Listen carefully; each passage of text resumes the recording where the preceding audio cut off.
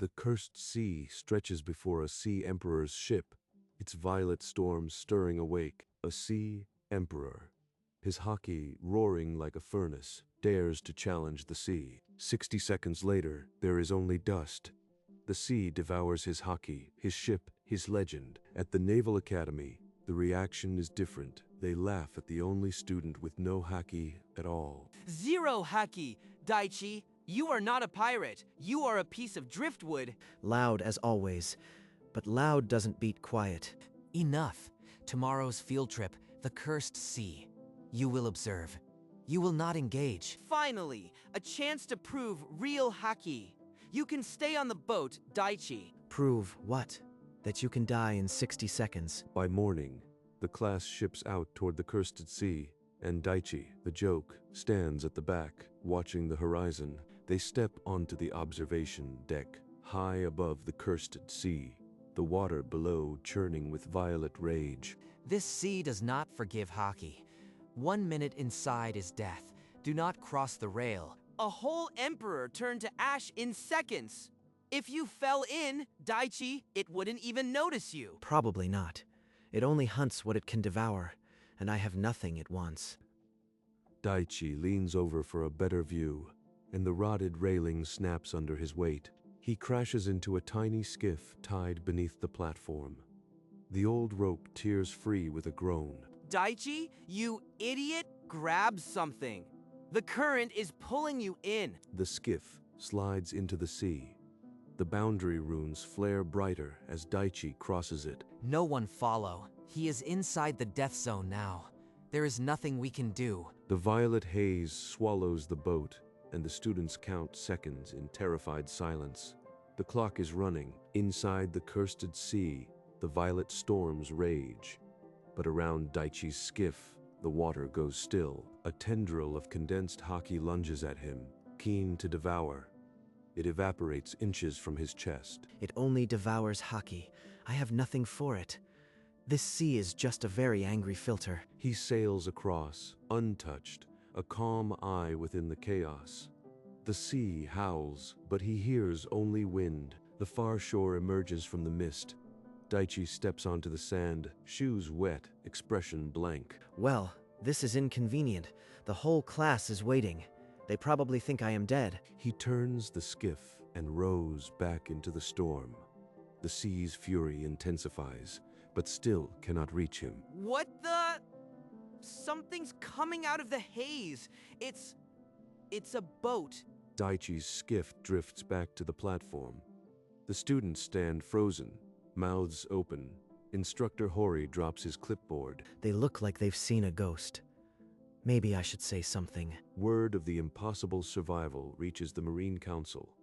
They see not a miracle, but a weapon. A student, Zero Haki, crossed the cursed sea alive. He is a null anomaly and exactly what we need. Classify him. Recruit him. The artifacts down there have waited centuries. Send him in. Daichi is summoned. He stands in the grand chamber, hands in his pockets, still wearing his academy robe. You are a curiosity boy. Work for us. Retrieve relics from the sea, or be marked a threat to the world. Your choice. Threat? I have no haki, but they're scared of what they can't measure. And if I say no? Then you will be studied, not employed, and the sea's secrets will remain buried. He takes the badge, not because he trusts them, but because the sea already told him there are answers down there. By evening, Daichi stands at the edge of the cursed sea again, this time with a diving lantern and a coil of rope, his first retrieval mission. Daichi plunges into the violet gloom. The runes on the seabed pulse, but the sea does not attack him. Among the wreckage, he finds a chest sealed with wax and ancient iron. He grabs it and kicks upward. Heavy.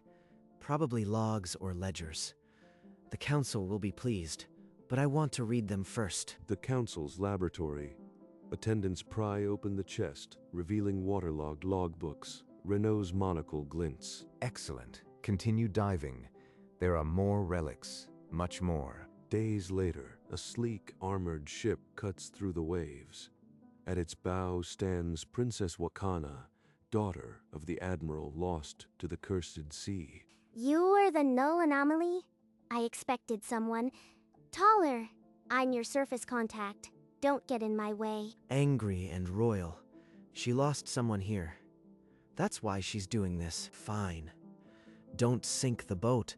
The sea already tried. And so the student with no hockey and the princess with a dead father become uneasy partners, bound to the cursed sea. In the silent deep, Daichi finds a skeletal hand clutching a broken compass, the bones of an explorer, decades old. You are too calm.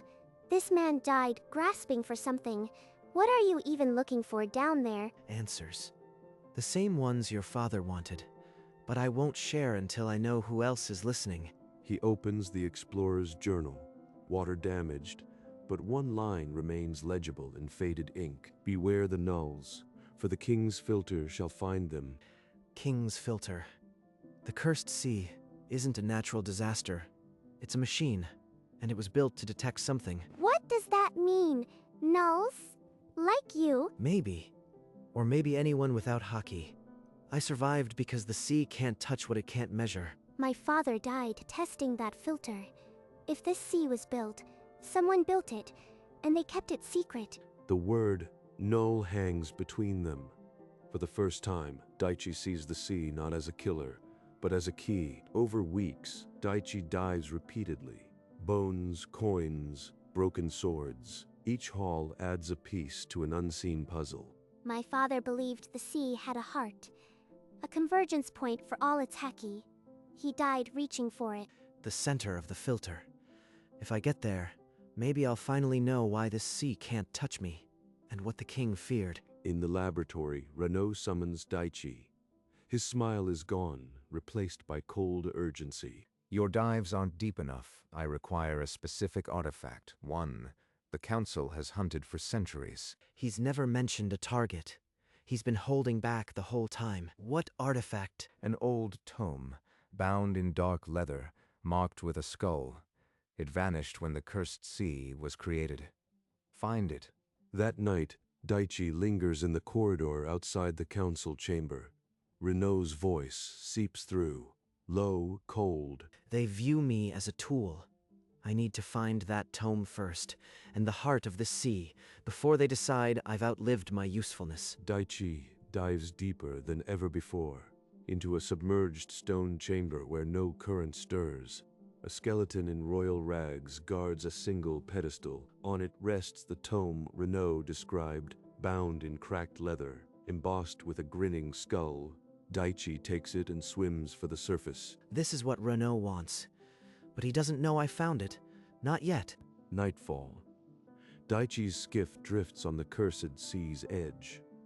Wakana slips aboard and sees the grimoire for the first time. You found it. Open it. What does it say? Daichi turns the brittle pages. Diagrams of runic arrays.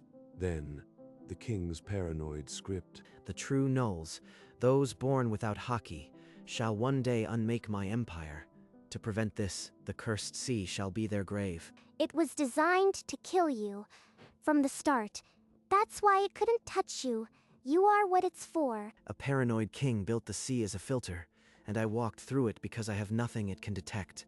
The irony isn't lost on me. The grimoire lies open between them, its secret no longer buried. But the trap at the sea's heart still waits. Then we go to the center. We break the filter. For my father, for everyone it's killed. The grimoire says the king's corpse still casts from the center. The moment a null reaches it, an automatic kill activates. Then I'll go. You stay here. Number. The sea can't hurt me, but its physical defenses might.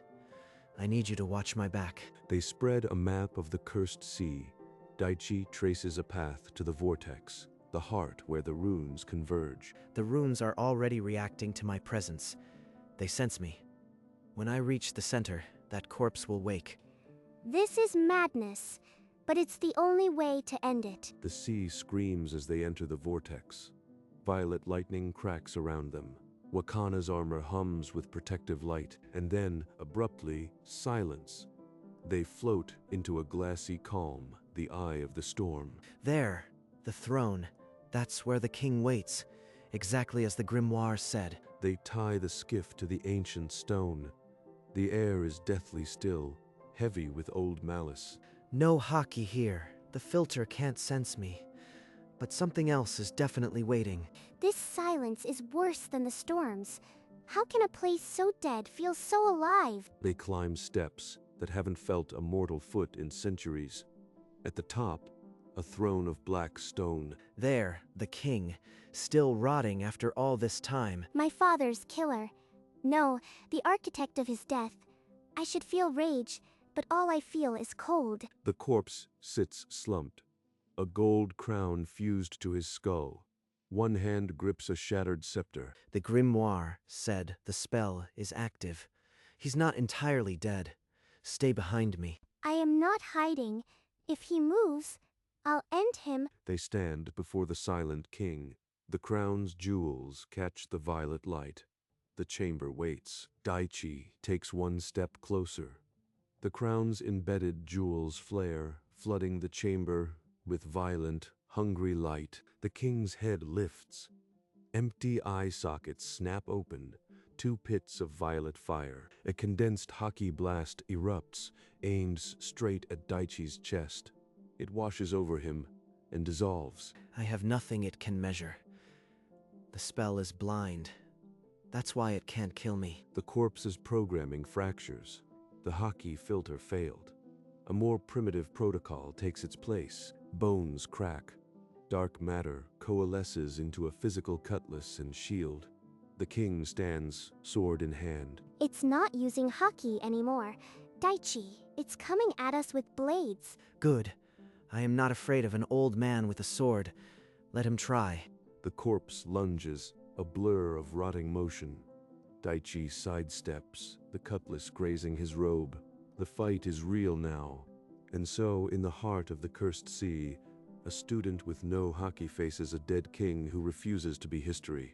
Daichi narrowly avoids a crushing fist. The stone shatters where he stood.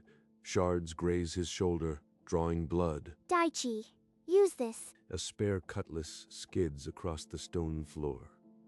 Daichi snatches it up, hefting the unfamiliar blade with a steadying breath.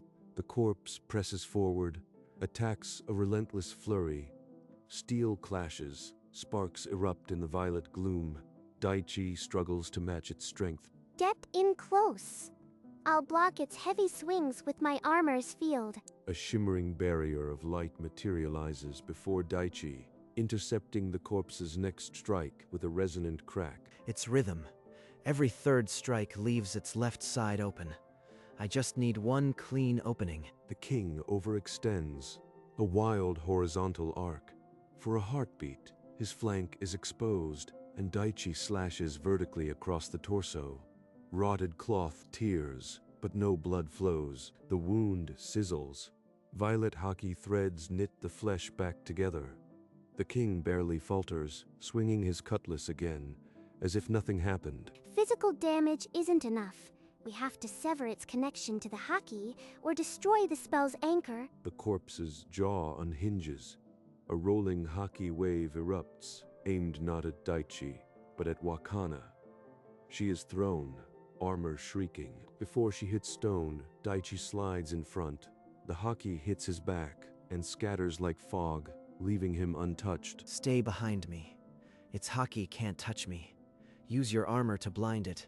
Then I'll finish this. Daichi spins, cutlass low. He moves with a new purpose, targeting joints, the neck, the crown. Not damage to the flesh, but disruption of motion. He's baiting it. The crown. It's the conduit.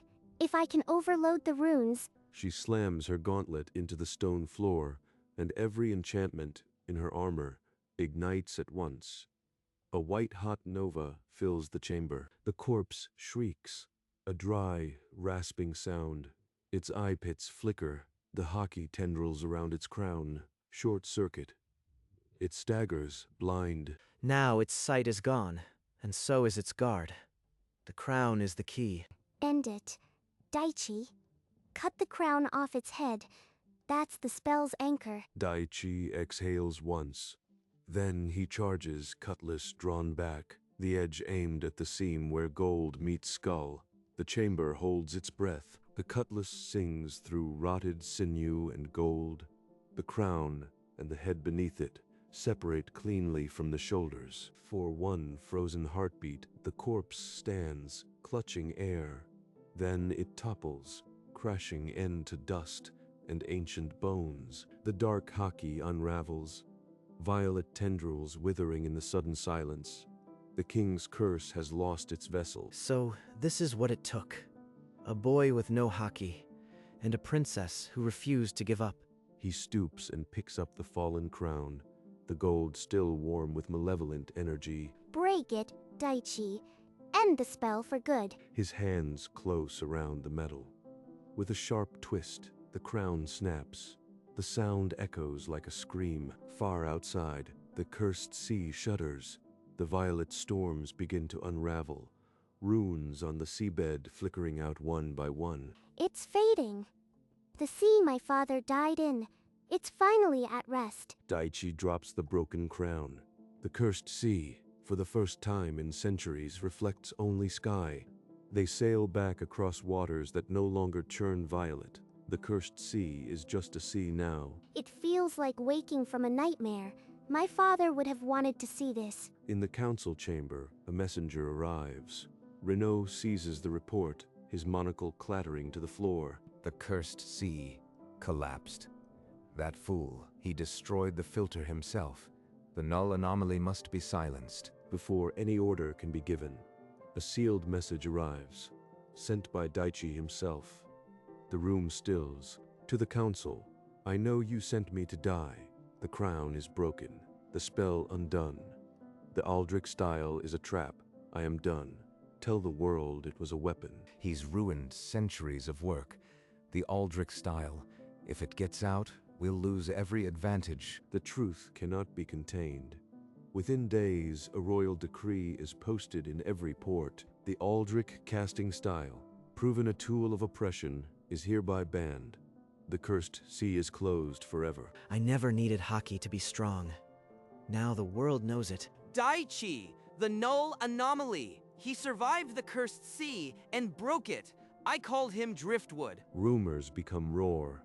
The once mocked student is now the name on every dock and ship. A ceremony is staged, medals, applause, a podium facing the sea. But when the crowd gathers, Daichi never arrives. Let them cheer. I didn't do this for glory. I just wanted the truth. He walks away from the academy, hands in his pockets, the sunset warm on his back. Behind him, the gates. Ahead, open horizon. No haki, no rank, just freedom. Daichi, wait! I already said goodbye to this place. Tetsu watches the figure grow small, finally understanding what real strength looks like. The road opens to the sea, and Daichi walks on, leaving only footprints and an unbroken sky. On the heel of her ship, Wakana watches the calm sea.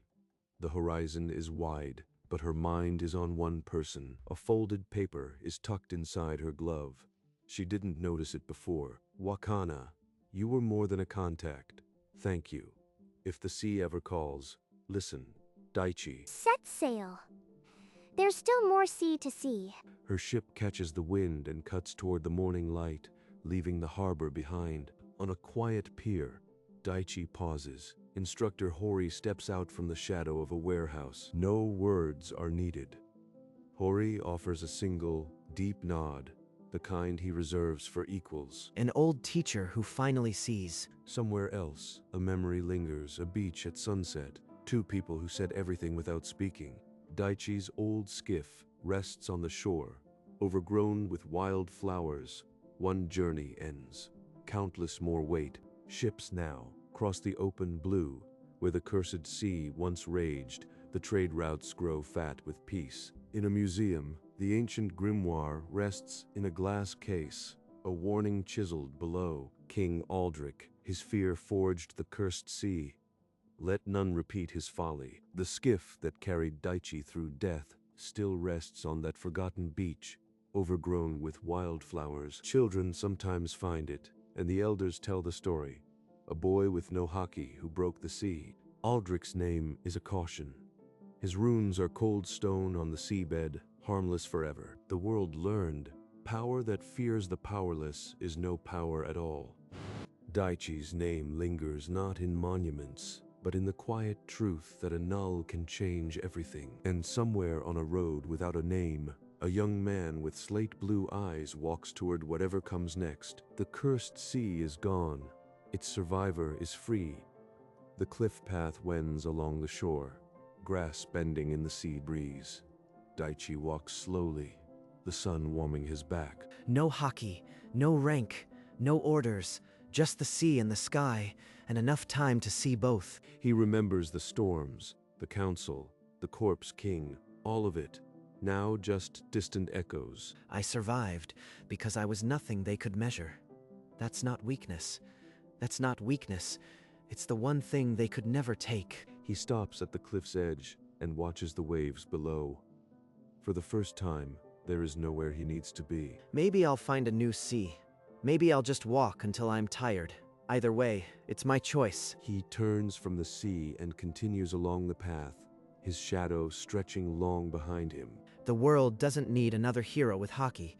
It just needs people who refuse to be afraid. He walks on, and the camera lifts, the sea expanding endlessly before him, and then, like the cursed sea itself, he fades into the light. Deep in the council's archive, a single drawer groans open, a heavy folder slides out, dust rising like old secrets. Aldrich casting style, permanently sealed. By order of the Marine Council, a gloved thumb presses the seal firmly. Then the folder returns to its tomb of wood, and silence, far from the council halls. The sea that once devoured emperors now carries fishing boats and laughter. Children race along the shore where violent storms once raged, their footprints already fading. The royal decree on the public board weathers under salt and sun. But the words remain bold. Let none repeat his folly. The cursed sea is a chapter closed forever. What remains is water, wind, and the truth that no one is born weak. In the end, the king's paranoia drowned in his own filter, and a boy with no haki sailed through, leaving only freedom. Credits roll. The academy archives are hushed and dusty. Dust motes dance in a column of afternoon light. Tetsu, now a graduate, pulls out a slim folder from the back of a drawer. Daichi, his old student file. I can't believe they kept the null anomaly stamp on it after everything that happened. Null anomaly. Permanently classified. I spent years mocking him. Now his story is the only one they tell to inspire new students. I called him Driftwood. Turns out Driftwood is unsinkable. He walked away with nothing, and somehow he had everything. He was right. Fine. You win, Daichi. He sighs, a short laugh escaping him. He slides the file back into the drawer and walks out of the archive room, leaving the dust to settle. The courtyard is empty, save for a single seabird perched on the old training post. The sea breeze lifts his hair. Maybe I'll find my own sea, one without a filter. Credits resume, and when the credits end, the sea around Daichi's skiff stills, as if holding its breath. A tendril of violet haki lances toward him and shatters into harmless light an inch from his chest. A glowing memorial sign fades into view above the boat. Cursed Sea. Survivor, and beside it, a simple yellow tag materializes. 0 haki. The irony is complete. This is how the world remembers him. Not as a conqueror, but as the one who was never meant to survive. And who did anyway. The image stills, becoming a sepia-toned photograph in the archive. The sea outside is calm. The cursed sea is no more. Its survivor walked free, and somewhere, a young man with 0 haki and an unbowed stare keeps walking toward the horizon. End.